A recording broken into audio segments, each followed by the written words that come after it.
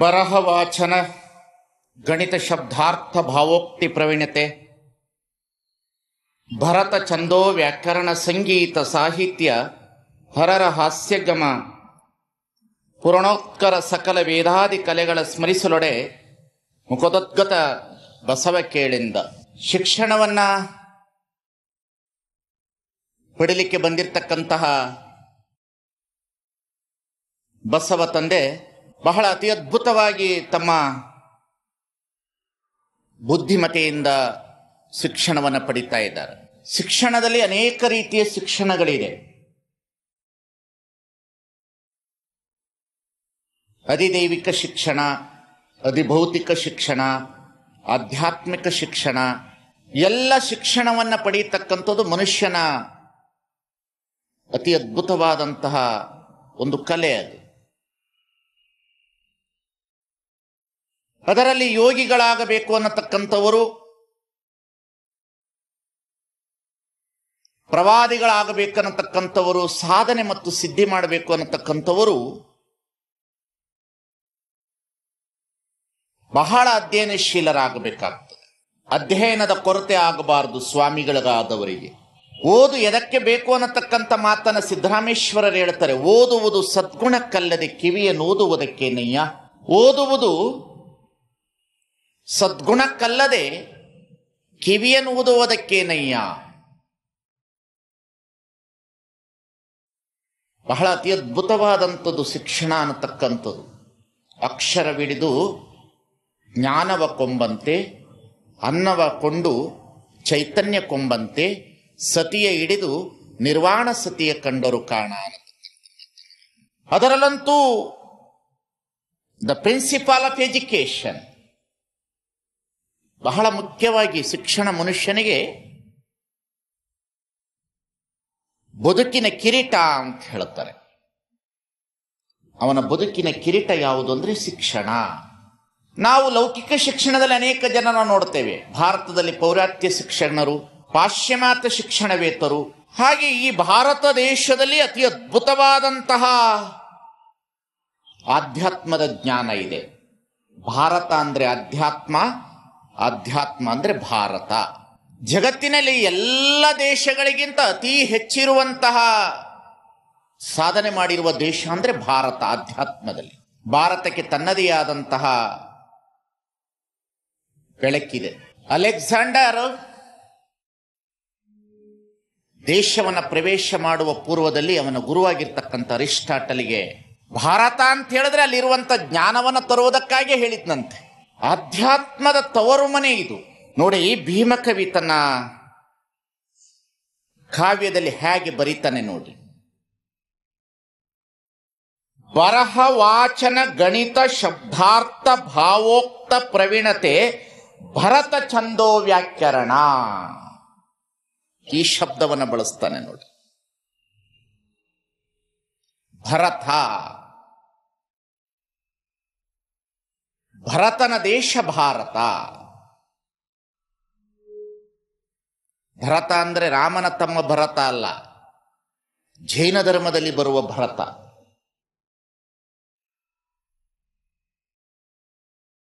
ಎಷ್ಟು ಜ್ಞಾನಗಳಿದೆ ಈ ದೇಶದೊಳಗಡೆ, ಎಂತೆಂತಹ ಧ್ಯಾನಗಳಿದೆ. ನಾನು ನಿಮಗೆ ಹೇಳುತ್ತಿರ್ತಕ್ಕಂಥ ಪ್ರವಚನ ಇದೆಯಲ್ಲ, ನಾನು ನಿಮಗೆ ಕೊಡ್ತಿರ್ತಕ್ಕಂಥ ಜ್ಞಾನ ಕೇವಲ 100%ಅಲ್ಲಿ 99.99 ಇನ್ನೂ ಇಟ್ಕೊಂಡಿದ್ದೀನಿ. 0 ಹೇಳ್ತಾ ಇದ್ದೀನಿ ಅಷ್ಟೇ. ಸುಮ್ಮನೆ ಹಿಂಗೆ ತೇಲಿಸೋದಷ್ಟೇ ನಿಮಗೆ. ಯಾಕೆಂದರೆ ನೀವು ಅದರ ಬಗ್ಗೆ ಇನ್ನೂ ಸ್ಟಡಿ ಆಗಿರೋದಿಲ್ಲ. ಅದಕ್ಕೆ ಸಾಮಾನ್ಯ ಧರ್ಮ ಬೋಧನೆ, ಮಧ್ಯಮ ಧರ್ಮ ಬೋಧನೆ, ಕನಿಷ್ಠ ಧರ್ಮ ಬೋಧನೆ, ಬಹಳ ಅತಿ ಉತ್ತಮವಾದಂತಹ ಧರ್ಮ ಬೋಧನೆಗಳಿದೆ ಈ ದೇಶದೊಳಗಡೆ. ಬಸವಣ್ಣನವರು ಇಡೀ ಅಖಂಡ ಎಲ್ಲವನ್ನ ಅಭ್ಯಾಸ ಮಾಡಿದವರು. ಒಂದು ಹೊಸ ಧರ್ಮವನ್ನು ಸ್ಥಾಪನೆ ಮಾಡಬೇಕಾದ್ರೆ, ಒಂದು ಹೊಸ ಆವಿಷ್ಕಾರವನ್ನು ಕಂಡುಕೊಳ್ಳಬೇಕಾದ್ರೆ ಎಲ್ಲವನ್ನ ಅಭ್ಯಾಸ ಮಾಡಿರ್ತಕ್ಕಂಥವರು. ಅದಕ್ಕೆ R.K. ಶ್ರೀಕಂಠನವರೊಂದು ಮಾತನ್ನು ಹೇಳ್ತಾರೆ ಬಸವಣ್ಣನವರನ್ನ ಕುರಿತು. ಪ್ರವಾದಿ ಮಹಮ್ಮದ್ ಪೈಗಂಬರಂತೆ ಏಕದೇವೋಪಾಸಕರು, ಜೀಸಸ್ನಂತೆ ಕರುಣಾಮಯಿಗಳು, ಸಾಕ್ರೆಟಿಸ್ನಂತೆ ತತ್ವಜ್ಞಾನವೇತ್ತರು, ಬುದ್ಧನಂತೆ ಮೌನವಾದಿಗಳು, ಮಹಾವೀರನಂತೆ ಅಹಿಂಸಾವಾದಿಗಳು, ವೇದ ಆಗಮಗಳಂತೆ ಅತ್ಯುತ್ತಮವಾದಂತಹ ವಿಚಾರದ ಪರಿಹಾರದ ವ್ಯವಸ್ಥೆಯಲ್ಲಿ ಇರ್ತಕ್ಕಂಥವರು ಅನ್ನತಕ್ಕಂಥ ಮಾತನ್ನು ಹೇಳ್ತಾರೆ. ಶಿಕ್ಷಣ ಮನುಷ್ಯನನ್ನ ಸಂಪೂರ್ಣವಾಗಿ ಡೆವಲಪ್ಮೆಂಟ್ ಮಾಡುತ್ತದೆ. ನೋಡಿ, ನೀವೇ 50 ವರ್ಷದ ಹಿಂದೆ ಇದ್ದಂಥ ಭಾರತ, ಈಗ 50 ವರ್ಷದ ನಂತರ ಭಾರತ, ನಮ್ಮ ಮಕ್ಕಳು ನಮ್ಮ ಮೊಮ್ಮಕ್ಕಳು ಎಷ್ಟು ಫಾಸ್ಟ್ ಇದ್ದಾರೆ ಅಂತ. ನಿಮ್ಮ ಮೊಮ್ಮಕ್ಕಳ ಕೈಲಿ ಒಂದು ಮೊಬೈಲ್ ಕೊಟ್ಟರೆ ಅದನ್ನು ಹಾಗೆ ಚಾಟ್ ಮಾಡ್ತಾರೆ, ಅಷ್ಟು ಚೆನ್ನಾಗಿ ಮೆಸೇಜ್ ಮಾಡ್ತಾರೆ. ಮನುಷ್ಯನನ್ನ ಶಿಕ್ಷಣ ತನು ಮನ ಆತ್ಮಗಳನ್ನ ಉನ್ನತೀಕರಣಗೊಳಿಸುತ್ತದೆ ಶಿಕ್ಷಣ. ಅದರಲ್ಲಂತೂ ಅಧ್ಯಾತ್ಮ ಶಿಕ್ಷಣ ನರಮನುಷ್ಯನನ್ನ ಹರಮನುಷ್ಯನಾಗಿ ಪರಿವರ್ತಿಸಿಗೊಳಿಸ್ತದೆ. ನರಮನುಷ್ಯನನ್ನ ಹರಮನುಷ್ಯನಾಗಿ ಮಾಡ್ತದಂತೆ. ಬಸವಣ್ಣನವರು ಎಲ್ಲವನ್ನ ಅಭ್ಯಾಸ ಮಾಡಿದ್ರು. ಅಕ್ಕ ಮಹಾದೇವಿ ಬಹಳ ಅತಿ ಅದ್ಭುತವಾಗಿ ತಮ್ಮ ಗುರುಗಳ ಹತ್ರ ಹೋಗಿ ಶಿಕ್ಷಣವನ್ನು ಕಳೀತಾಳೆ. ಎಲ್ಲರಿಗೂ ಗುರು ಇರ್ತಾನ್ರಿ, ಶಿಕ್ಷಣಕ್ಕೆ ಗುರು ಇರ್ತಾನೆ. ಶಿಕ್ಷಣಕ್ಕೆ ಪ್ರತಿಯೊಬ್ಬರಿಗೂ ಗುರುಗಳು ಇರಲೇಬೇಕು. ಗುರುಗಳಿಲ್ಲದೆ ಶಿಕ್ಷಣ ಪಡೀಲಿಕ್ಕೆ ಸಾಧ್ಯವಿಲ್ಲ. ಅಕ್ಕ ಮಹಾದೇವಿಯು ಬಹಳ ಸಣ್ಣ ವಯಸ್ಸಿನಲ್ಲಿ ಹೋಗಿ ಶಿಕ್ಷಣವನ್ನು ಪಡಿತಾಳೆ. ಅವರ ಗುರುಗಳಾಗಿರ್ತಕ್ಕಂತಹ ಗುರುಲಿಂಗ ದೇವರ ಹತ್ತಿರ ಹೋಗಿ ಶಿಕ್ಷಣವನ್ನು ಪಡೆದ ನಂತರ ಅಕ್ಕ ಮಹಾದೇವಿ ತನ್ನ ವಚನದಲ್ಲಿ ಬರೀತಾಳೆ, ಗುರು ನನಗೆ ಶಿಕ್ಷಣವನ್ನು ಕೊಟ್ಟ ನಂತರ ನಾನು ಏನು ಆಗಿದ್ದೇನೆ ಅನ್ನೋದಕ್ಕೆ ಅವಳ ವಚನದಲ್ಲಿ ಹೇಳ್ತಾಳೆ, ನರಜನ್ಮವ ತೊಡೆದು ಹರಜನ್ಮವ ಮಾಡಿದ ಗುರುವೇ, ಭವಬಂಧನವ ಬಿಡಿಸಿ ಪರಮ ಸುಖವ ತೋರಿದ ಗುರುವೇ, ಭವಿ ಎಂಬುದನ್ನು ತೊಡೆದು ಭಕ್ತಳೆಂದೆನಿಸಿದ ಗುರುವೇ, ಚೆನ್ನ ಮಲ್ಲಿಕಾರ್ಜುನನ ತಂದೆನ್ನ ಕೈವಶಕ್ಕೆ ಕೊಟ್ಟ ಗುರುವೇ, ನಿಮಗೆ ಶರಣು ಶರಣಾರ್ಥಿ. ಬಹಳ ದೊಡ್ಡದ್ರಿ ಗುರು ಶಿಷ್ಯರ ಸಂಬಂಧವ ಏನೆಂಬೆನಯ್ಯ. ಗುರು ಶಿಷ್ಯರ ಸಂಬಂಧವ ಏನೆಂಬೆನಯ್ಯ. ಜ್ಯೋತಿ ಮುಟ್ಟಿ ಜ್ಯೋತಿಯಾಗಿರ್ಪುದಯ್ಯ. ಪ್ರಣತೆ ಇದೆ, ಬತ್ತಿ ಇದೆ, ಜ್ಯೋತಿ ಬೆಳಗುವಡೆ ತೈಲವಿಲ್ಲದೆ ಪ್ರಭೆತಾನೆಲ್ಲಿಹುದು. ಮನುಷ್ಯನ ಜೀವನದಲ್ಲಿ 3 ಜನರನ್ನ ಬಹಳ ಚೆನ್ನಾಗಿ ಇಟ್ಕೊಳ್ಬೇಕು. ಒಬ್ಬ ಮನುಷ್ಯ ಪರ್ಫೆಕ್ಟ್ ಮನುಷ್ಯ ಆಗಬೇಕಾದ್ರೆ, ಒಬ್ಬ ಮನುಷ್ಯ ಪರಿಪೂರ್ಣತೆಯನ್ನು ಹೊಂದಬೇಕು ಅಂತ ಹೇಳಿದ್ರೆ 3 ಜನರ ಮಾರ್ಗದರ್ಶನವನ್ನ ಪಡಿಬೇಕು. ಮೊದಲನೆಯ ಗುರು ತಾಯಿ, ಎರಡನೆಯ ಗುರು ಪ್ರಾಥಮಿಕ ಶಾಲಾ ಶಿಕ್ಷಕ, ಮೂರನೆಯ ಗುರು ಆಧ್ಯಾತ್ಮದ ಗುರು. ಇವರು 3 ಜನ ಪರ್ಫೆಕ್ಟ್ ಇರಬೇಕು ನಮ್ಮ ಹತ್ತಿರ. ಈ 3ರನ್ನ ನಾವು ಯಾರು ಪಡೆದುಕೊಂಡಿರ್ತೀವಿ, ಇಸ್ ವೆರಿ ವೆರಿ ಬ್ಯೂಟಿಫುಲ್ ಆಗಿ ಅವರ ಜೀವನ ಸಾಕ್ತದ್ರಿ. ಕಾರಣ, ತನುವಿಗೆ ಶಿಕ್ಷಣ ಕೊಡುವವಳು ತಾಯಿ, ಮನಕ್ಕೆ ಶಿಕ್ಷಣ ಕೊಡುವವನು ಪ್ರಾಥಮಿಕ ಶಾಲಾ ಶಿಕ್ಷಕ, ಆತ್ಮಕ್ಕೆ ಶಿಕ್ಷಣವನ್ನು ಕೊಡುವವನು ಆಧ್ಯಾತ್ಮ ಗುರು. ಇವರು 3 ಬಹಳ ಚೆನ್ನಾಗಿರ್ಬೇಕು ನಮ್ಮ ಜೊತೆಯಲ್ಲಿ. ತಾಯಿ ಮೊದಲನೆಯ ಶಿಕ್ಷಕಿ, ಅವಳ ಶಿಕ್ಷಣವೇ ಬಹಳ ಅತಿ ಅದ್ಭುತವಾದ ಶಿಕ್ಷಣ ಅವಳದು. ಎಂತಹ ಶಿಕ್ಷಣವನ್ನು ಕೊಡ್ತಾಳೆ ಅವಳು ಅಂದ್ರೆ, ಅವಳ ಭಾವ ನಿರ್ಭಾವದ ಶಿಕ್ಷಣ. ಈ ಜಗತ್ತಿನಲ್ಲಿ ವಂಚನೆ ಇಲ್ಲದ ಹೃದಯ ಯಾವುದಾರಿದ್ರೆ ಅದು ತಾಯಿ.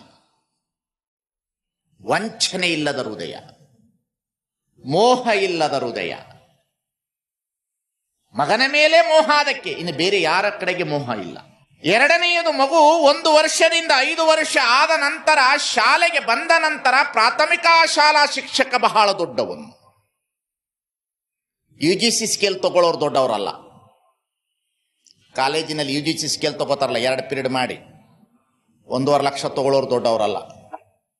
BA ಕಾಲೇಜಿನ ಲೆಕ್ಚರರ್ ದೊಡ್ಡವರಲ್ಲ, ಹೈಸ್ಕೂಲ್ನವ್ರು ದೊಡ್ಡವರಲ್ಲ, ಯೂನಿವರ್ಸಿಟಿಲಿ ಇದ್ದವ್ರು ದೊಡ್ಡವರಲ್ಲ. ಪ್ರೈಮರಿ ಸ್ಕೂಲ್ ಟೀಚರ್ಸ್ಗಳು ಬಹಳ ದೊಡ್ಡವರು ಈ ದೇಶದ ಭವಿಷ್ಯವನ್ನು ನಿರ್ಮಾಣ ಮಾಡುವರು. ಎರಡನೆಯವನು ಪ್ರಾಥಮಿಕ ಶಾಲಾ ಶಿಕ್ಷಕ. ಬಹಳ ದೊಡ್ಡವನು. ಇಲ್ಲಿ ಯಾರಾದರೂ ಕೂತಿದ್ರೆ ಪ್ರಾಥಮಿಕ ಶಾಲಾ ಶಿಕ್ಷಕರು, ನೀವು ಬಹಳ ದೊಡ್ಡ ಜವಾಬ್ದಾರಿ ಇದೆ ಅನ್ನೋದನ್ನು ನೀವು ಇಲ್ಲಿ ಮರೆಯಬಾರದು. ಯಾರು? The primary school teacher 1 to 4th, the single teacher schools ಅಂತ ಬರ್ತದೆ.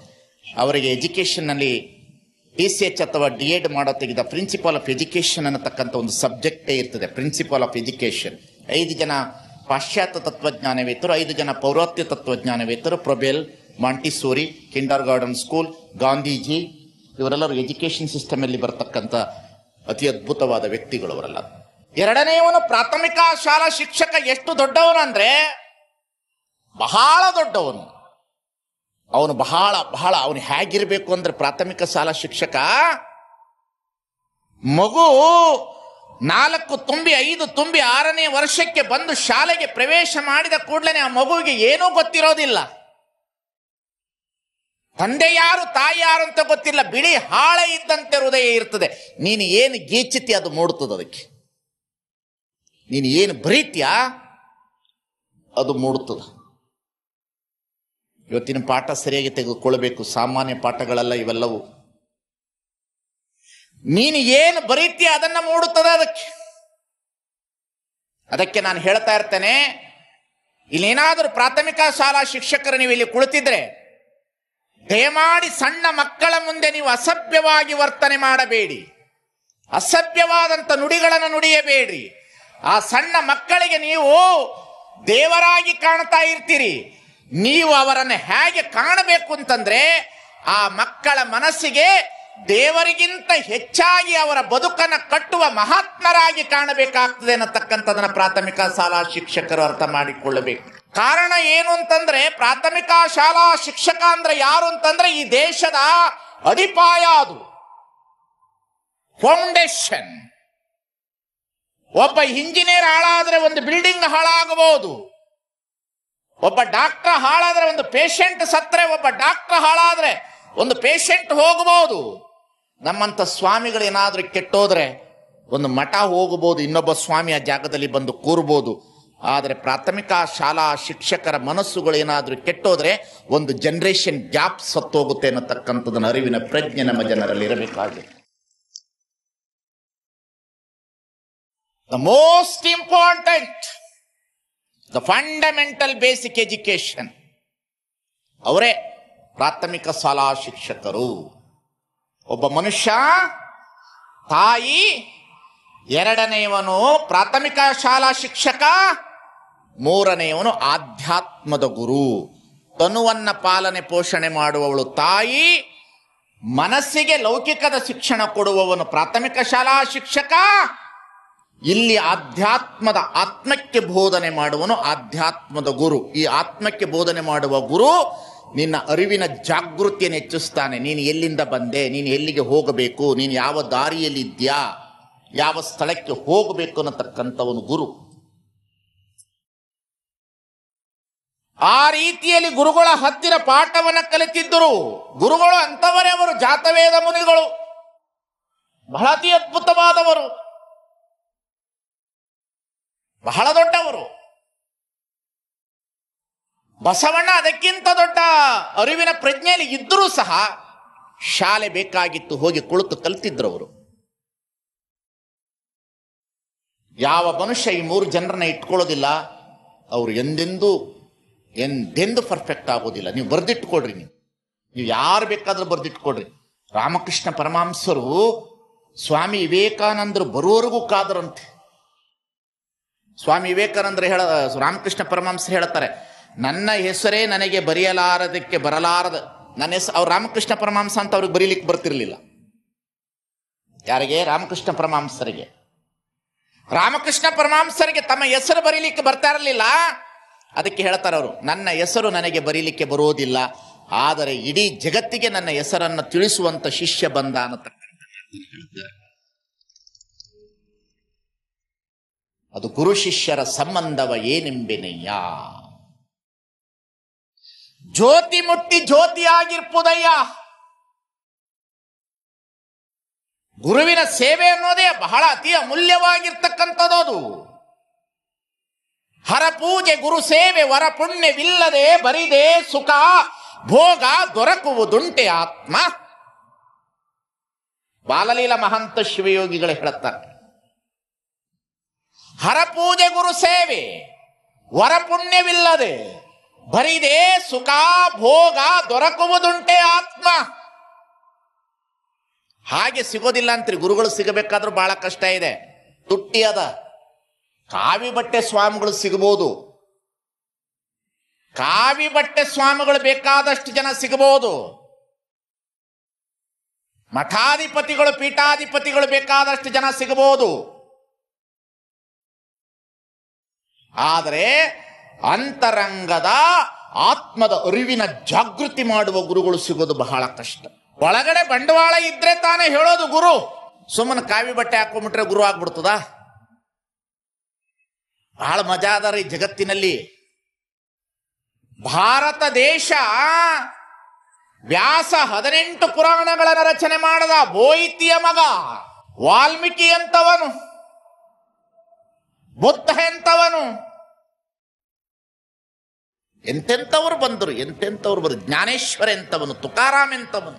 ನಾವು ಗುರುಗಳ ಶಿಷ್ಯರ ಸಂಬಂಧವನ್ನೇ ದೂರ ಸರಿಸಿಕೊಂಡು ಬಿಟ್ಟಿದ್ದೇವೆ. ಇವತ್ತು ಗುರು ಶಿಷ್ಯರ ಸಂಬಂಧ ಎಲ್ಲಿಗೆ ಬಂದದಂದ್ರ ವ್ಯವಹಾರಕ್ಕೆ ಬಂದು ನಿಂತದ. ವ್ಯವಹಾರ ಮಾಡೋದು ಗುರು ಶಿಷ್ಯರು. ನೋಡ್ಬೇಕು, ಬಡ್ಡಿ ವ್ಯವಹಾರಕ್ಕೂ ನಿಂತು ಬಿಟ್ಟಿವಿ. ಎಲ್ಲಿಗೆ ಬಂದು ನಿಂತದ ಅಂದ್ರ ಅಲ್ಲಿಗೆ ಬಂದು ನಿಂತದ.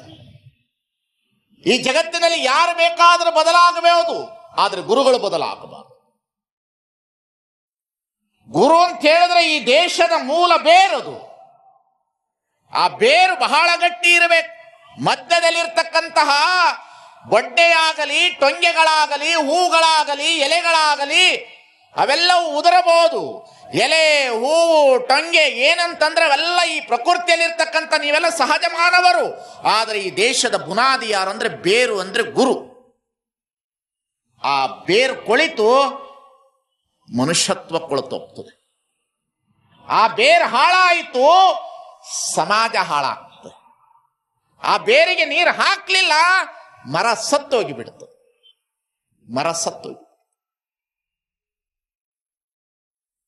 ಹಾಗಾಗಿ ನಾನು ಏನು ಹೇಳುತ್ತೇನೆ ನಿಮಗೆಲ್ಲರಿಗೂ ಅಂದ್ರೆ, ಆಧ್ಯಾತ್ಮದ ಗುರುವನ್ನ ನೀವೆಲ್ಲರೂ ಹುಡುಕಿಕೊಂಡು ಹೋಗಬೇಕು. ಆಧ್ಯಾತ್ಮದ ಗುರು ಹತ್ರ ಏನು ಇರೋದಿಲ್ಲ. ರಮಣ ಶ್ರೀಗಳ ಹತ್ರ ಏನೇನು ಇರಲಿಲ್ಲ. ರಮಣ ಶ್ರೀಗಳು ಬಹಳ ದೊಡ್ಡವರು.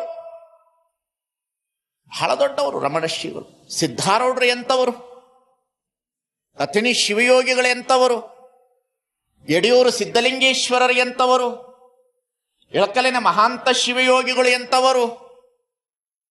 ನಮಗೆ ಗುರು ಪರಂಪರೆ ಗೊತ್ತಿಲ್ಲ, ನಮಗೆ ವ್ಯವಹಾರದ ಗುರುಗಳ ಪರಂಪರೆ ಗೊತ್ತಿದೆ. ನನ್ನ ಟೀಕೆ ಅರ್ಥ ಆಗ್ತದೋ ಇಲ್ಲೋ ನಿಮಗೆ? ಏನಾಗೋದು? ನೀವು ಹಂಗೆ ಇದ್ದೀವಿ, ನಾವು ಹಂಗೆ ಇದ್ದೀವಿ. ಜೋ ಕುಚ್ವ ಅಚ್ಚವ್ವ, ಜೋ ಕುಚ್ವ ಅಚ್ಚವ್ವ. ನಡೆಯೋನು ಕುರುಡ, ನಡೆಸುವವನು ಕುರುಡ. ಬಳ್ಳಿ ಗುರುಡರು ಸೇರಿ ಹಳ್ಳವ ಬಿದ್ದಂತ. ಇಬ್ಬರು ಕುರುಡರೇ ಆದ್ರೆ ಏನು ನಡೆಯೋದು ಈ ಜಗತ್ತಿನಲ್ಲಿ? ಬಸವಣ್ಣ ಅಷ್ಟು ಚೆನ್ನಾಗಿ ಶಿಕ್ಷಣವನ್ನ ಕಲಿತಿದ್ದ. ಬಸವಣ್ಣನವರಿಗೆ ಒಂದು ದೊಡ್ಡ ಆವಿಷ್ಕಾರ ಮಾಡಬೇಕನ್ನತಕ್ಕಂಥ ಬಯಕೆ ಇತ್ತು. ಬಹಳ ದೊಡ್ಡ ಹೊಸ ಧರ್ಮವನ್ನು ಸ್ಥಾಪನೆ ಮಾಡಿದವನು ಬಸವಣ್ಣ. ಬಸವಣ್ಣನ ಧರ್ಮದಲ್ಲಿ ಒಟ್ಟು 11 ಸಿದ್ಧಾಂತಗಳನ್ನು ಒಳಗೊಂಡಿರ್ತಕ್ಕಂಥ ಧರ್ಮವನ್ನು ಸ್ಥಾಪನೆ ಮಾಡಿದ ಬಸವಣ್ಣ. ಮೊದಲನೆಯದು ಸ್ಥಾಪನೆ ಮಾಡಿರ್ತಕ್ಕಂತಹ ಬಸವಣ್ಣನ ಹೆಸರು ಧರ್ಮಗುರು. ಎರಡನೆಯದು ಸಿದ್ಧಾಂತ ಶೂನ್ಯ ಸಿದ್ಧಾಂತ. ಮೂರನೆಯದು ಸಾಧನೆ ಶಿವಯೋಗ. ನಾಲ್ಕನೆಯದು ದರ್ಶನ ಶಟಸ್ಥಳ ದರ್ಶನ. ಐದನೆಯದು ಸಂಸ್ಕಾರ ಲಿಂಗಧಾರಣಾ ಸಂಸ್ಕಾರ. ಆರನೆಯದು ಸಮಾಜಶಾಸ್ತ್ರ ಶಿವಾಚಾರ, ಇಟ್ ಇಸ್ ಸೋಷಿಯಲ್ ಈಕ್ವಾಲಿಟಿ. ಏಳನೆಯದು ನೀತಿಶಾಸ್ತ್ರ, ಘನಾಚಾರ ಅಥವಾ ವೃತ್ಯಾಚಾರ, ಅರ್ಥಶಾಸ್ತ್ರ, ಕಾಯಕ ಮತ್ತು ದಾಸೋಹ, ಸಾಹಿತ್ಯ, ವಚನ ಸಾಹಿತ್ಯದ ಪರಂಪರೆ, ಸಂಸ್ಕೃತಿ, ಆವೈದಿಕ ಪರಂಪರೆಯ ಶರಣ ಸಂಸ್ಕೃತಿ ಪರಂಪರೆ, ಶರಣ ಪರಂಪರೆ ಅನ್ನತಕ್ಕಂಥ 11 ಸಿದ್ಧಾಂತಗಳನ್ನು ಒಳಗೊಂಡಿರ್ತಕ್ಕಂಥ ಧರ್ಮವನ್ನು ಪ್ರಾರಂಭ ಮಾಡಿದ್ರು. ಬಸವಣ್ಣ ಎಲ್ಲವನ್ನ ಅಭ್ಯಾಸ ಮಾಡಿದ್ರು. ಎಲ್ಲವನ್ನ ಅಭ್ಯಾಸ ಮಾಡಿದಂಥ ಬಸವಣ್ಣನವರಿಗೆ ದಂಡೆಯ ಮೇಲೆ ಕುಳಿತಿರುವಂತಹ ಸಂದರ್ಭದಲ್ಲಿ ಸಂಕ್ರಮಣದ ದಿವಸ ಅವ್ರಿಗೇನಾಯಿತು, ದೇವರು ಅಂದ್ರೆ ಯಾರು ಅನ್ನತಕ್ಕಂಥದ್ದು ಅವರ ಅರಿವಿನ ಪ್ರಜ್ಞೆಗೆ ತಂದುಕೊಳ್ಳೋದೇ ಬಹಳ ಕಷ್ಟ ಆಗಿತ್ತು. ಕಾರಣ ದೇವರಂದ್ರೆ 4 ಗುಡಿಗಳ ಮಧ್ಯದಲ್ಲಿರುವ ಕಲ್ಲು. ಇಲ್ಲಿ ನೋಡಿದ್ರೆ ಶಾಸ್ತ್ರದಲ್ಲಿ ಹೇಳುತ್ತದ ದೇವರು ನಿರಾಕಾರ ಅಂತ. ಇಲ್ಲಿ ನೋಡಿದರೆ ಗುಡಿಗಳ ಮಧ್ಯದಲ್ಲಿ ಕಲ್ಲನ್ನ ಸ್ಥಾಪನೆ ಮಾಡಿ ಇದನ್ನ ದೇವರು ಅಂತ ಹೇಳ್ತಾ ಇದ್ದೀರಿ. ಇಲ್ಲಿ ಶಾಸ್ತ್ರ ಹೇಳುತ್ತದ ನಿರಾಕಾರ. ಮನುಷ್ಯರಿಗೆ ನೀವು ಸಾಕಾರ ರೂಪದಲ್ಲಿ ಕಲ್ಲನ್ನ ದೇವರಾಗಿ ತೋರಿಸಿ ಪೂಜಿಸ್ತಾ ಇದ್ದೀರಿ. ಇಲ್ಲಿ ಸಾಕಾರಕ್ಕೂ ನಿರಾಕಾರಕ್ಕೂ ಇರುವ ವ್ಯತ್ಯಾಸವೇನು? ಇದು ಬಹಳ ದೊಡ್ಡ ಜಿಜ್ಞಾಸೆ ರೀ, ಬಹಳ ದೊಡ್ಡ ಜಿಜ್ಞಾಸೆ. ಬಸವಣ್ಣನವರ ಹೃದಯದಲ್ಲಿ ಮೊದಲು ಬಂದಿದೆ ಇದು.